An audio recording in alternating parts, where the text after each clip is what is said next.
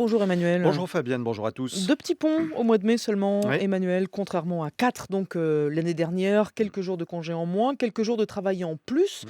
Alors est-ce qu'on y gagne vraiment sur le plan économique? Alors vous avez raison, c'est le traditionnel débat qui anime la saison chaque année, hein. La France somnolente, la France qui ne pense qu'à ses week-ends prolongés pénalisants pour l'économie française, contrairement à ses partenaires européens.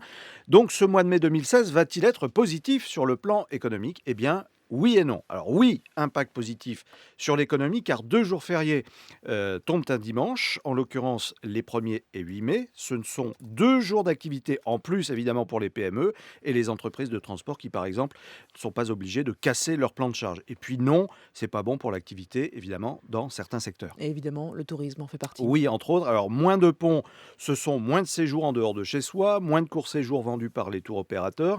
Certains parlent d'une baisse d'activité pouvant atteindre 10% des réservations par rapport à 2015.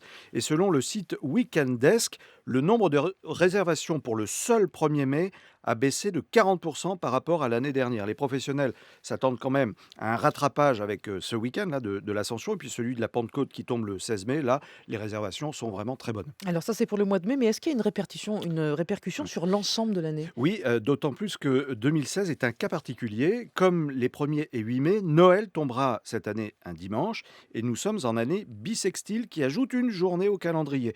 L'INSEE a d'ailleurs fait les comptes. 2016 devrait permettre à la France d'engranger 0,11% de PIB, de richesse produite supplémentaire, avec les magasins ouverts, les usines qui tournent, les livraisons non pénalisées, etc. Sachant que 0,1 point de PIB supplémentaire correspond grosso modo à 2 milliards d'euros en plus, 1 milliard dans l'économie en général et 1 milliard de retour dans les caisses de l'État à travers les taxes et impôts divers. Et bien donc oui, travailler plus au mois de mai, c'est faire gagner plus à l'économie du pays, pas forcément en revanche aux salariés qui ne bénéficient pas des avantages de la rémunération améliorée des jours travaillés. Quant au débat sur les 11 jours fériés annuels, pardon, en France contre 8 en Allemagne, hein, qui en ferait une nation plus dynamique. On ne va pas parler des choses qui fâchent et on profitera plutôt de notre week-end prolongé qui s'annonce des plus radieux sur le plan météo. Merci beaucoup Emmanuel Cuny sur France Info.